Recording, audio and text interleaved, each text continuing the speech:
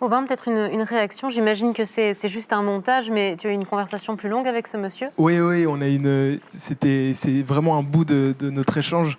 Et je lui ai posé une question hyper difficile à ce brave gars, de donner un conseil comme ça à chaud sur un jeune de 25 ans qui vivrait des difficultés. Et pourtant, il a bien répondu. Finalement, c'est ça, c'est que ça soit avec nos enfants.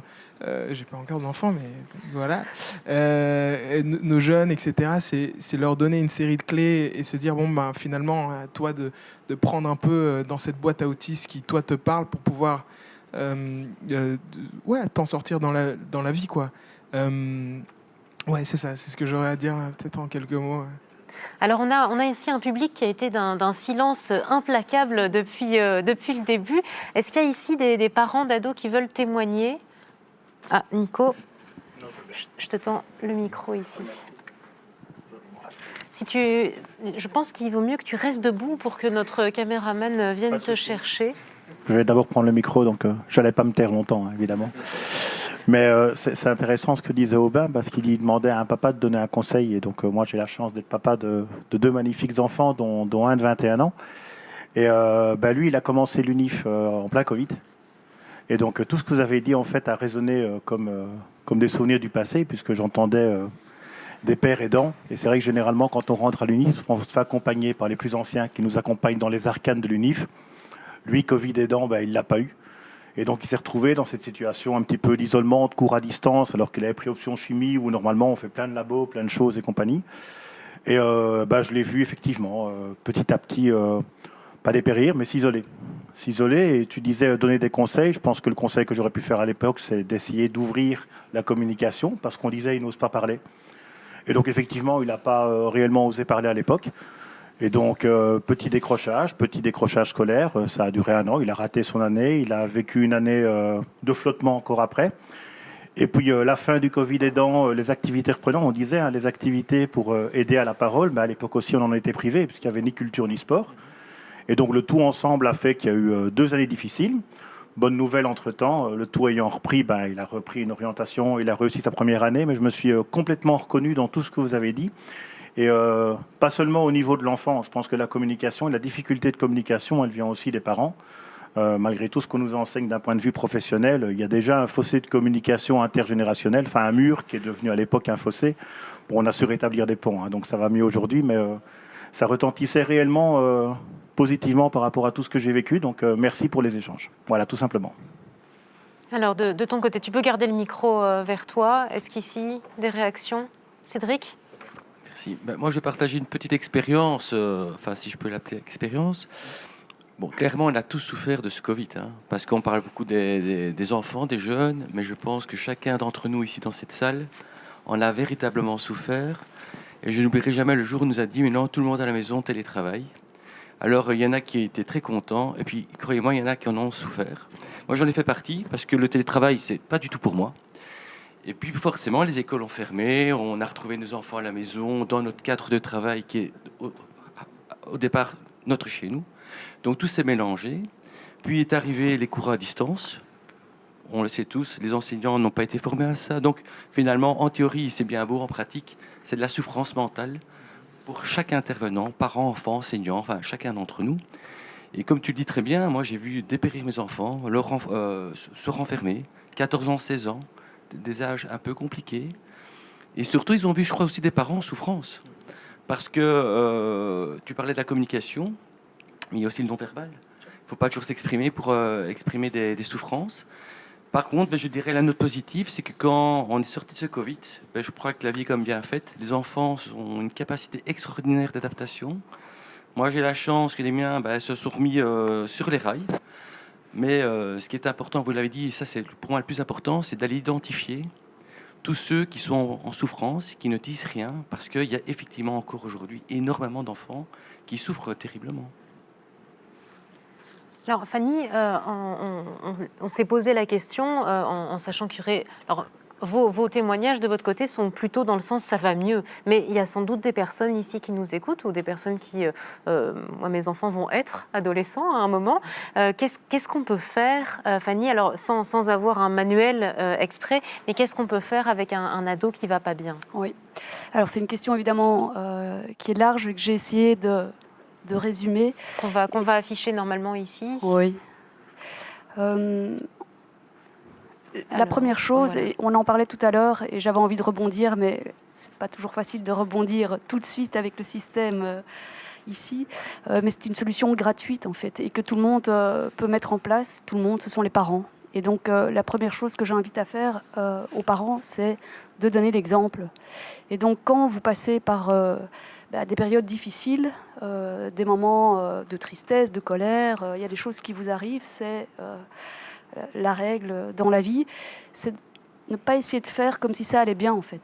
C'est de pouvoir montrer à vos enfants, à vos ados, là c'est dur, j'ai du mal, mais je ne suis pas que ça.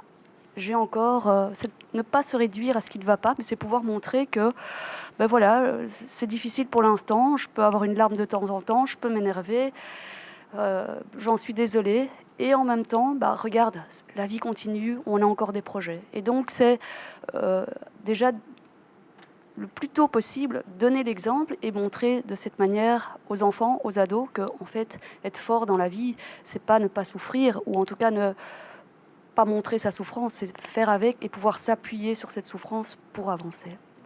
Ça, c'était la première chose. Donc là, c'est le rôle des parents, et c'est pas toujours facile pour un parent de tenir ce rôle-là.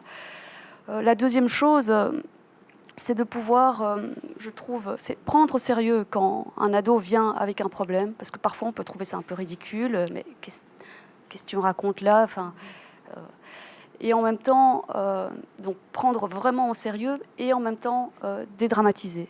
Je ne sais plus quand, il y a un jeune qui vient dans mon cabinet et qui me dit « je souffre de phobie sociale ». Et donc, j'ai du mal à comprendre ce qu'il me dit. Alors, si on va voir dans le DSM, le dictionnaire des maladies mentales, effectivement, c'est un des points. Et donc, j'ai vraiment écouté ce qu'il me disait. Et en même temps, je lui dis, en fait, tu es timide. Et ça allait beaucoup mieux. Il a commencé à respirer. Alors, tu es timide. Qu'est-ce qu'on va faire avec cette timidité? À quoi elle te sert? Voilà, c'est des petites choses. Donc, c'est vraiment prendre au sérieux ce qui se passe. Mais c'est pas non plus en faire un truc catastrophique. J'avais un autre petit point encore qui était il n'y a pas de honte en fait.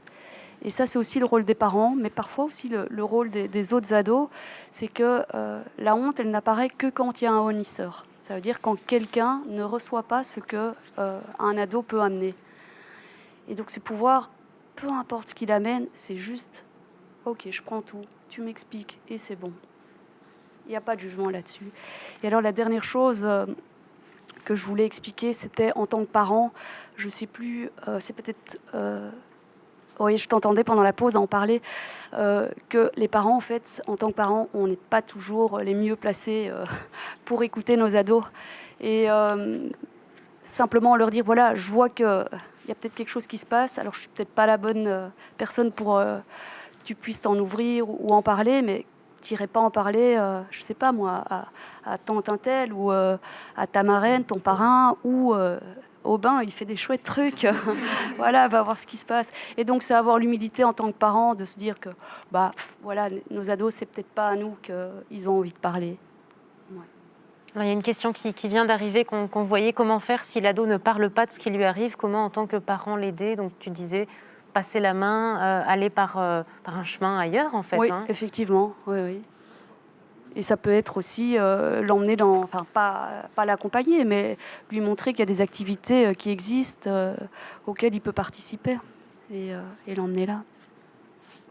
Alors on a vu une vidéo tout à l'heure, Aubin, je vais juste remontrer ici l'image de cette vidéo de cette jeune fille qui parle, qui dit que parfois c'est pas facile. Aubin, quand tu l'as rencontrée, qu'est-ce que tu peux en dire aujourd'hui par rapport à ce qu'on a entendu aussi des témoignages de nos collègues?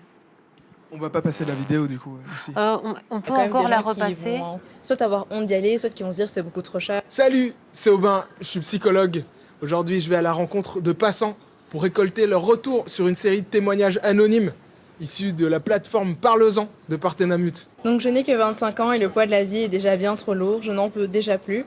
Je suis exténuée, je déprime tout le temps et je n'ai plus la force de rien faire. T'as l'impression que la génération actuelle, tu vois, les jeunes entre 18 et 25 ans maintenant sont un peu plus sensibilisés sur la santé mentale, toi? Certainement plus que la génération de mes parents, parce que là c'était vraiment un truc au mode genre si jamais vraiment t'es fou ou si t'es schizophrène ou si genre t'as un gros souci tu vas voir un psy, mais tu vas pas avoir un psy pour un petit souci comme genre avec ta famille ou quoi que ce soit. J'ai l'impression qu'on est un peu plus sensibilisés, mais après il y a quand même des gens qui vont soit avoir honte d'y aller, soit qui vont se dire c'est beaucoup trop cher et puis c'est difficile de trouver un psy qui nous correspond. Moi je pense qu'il y a, je sais pas si c'est un stigma, mais il y a quand même plusieurs freins pour avoir accès à une aide thérapeutique. Alors peut-être une réaction ici qui nous arrive. Aubin, n'attendons pas que nos enfants soient des ados déjà petits. Il est important de créer un lien de confiance et faire en sorte qu'aucun sujet ne soit tabou. Ils auront peut-être moins d'inquiétude ou de peur quand ils devront se confier. Oui, tout à fait. Je pense qu'on a, à travers notre échange, là, on a répondu à énormément des questions de celle qui vient de venir, mais aussi de la jeune que j'ai interviewée, qui se questionnait, qui se dit, mais voilà, on est isolé et j'ai l'impression que les stigmas sont encore là concernant la santé mentale, mais doucement ça évolue. Et j'ai beaucoup aimé l'intervention de Fanny. Finalement, si je peux synthétiser, c'est partir du fait qu'on s'accueille soi, on s'écoute soi, et puis en s'écoutant et en s'accueillant soi, et ben, on peut directement être disponible et être présent pour nos enfants, les accueillir dans eux ce qu'ils vivent. Et c'est très dur, je pense, de parler à un proche en toute ouverture, sans jugement et sans, en toute tolérance de ce que lui a apporté. C'est un exercice difficile qu'on demande aux parents de faire. Et donc, allier ça à soi d'abord, ensuite à son enfant à travers de multiples outils.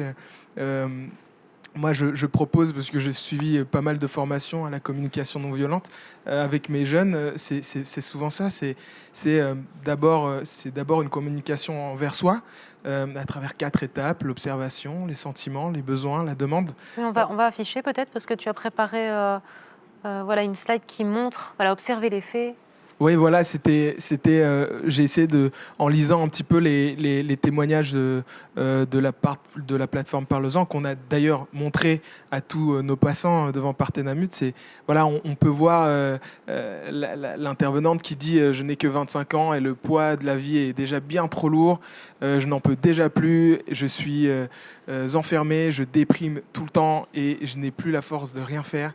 Tout est difficile à faire. C'est difficile pour moi de répondre en quelques mots avec l'outil de la CNV, qu'est-ce que dire, mais tiens, observer. Et en fait, si je l'avais devant moi, je lui dirais, mais tiens, apparemment c'est lourd pour toi. Qu'est-ce qui est lourd? À quel moment?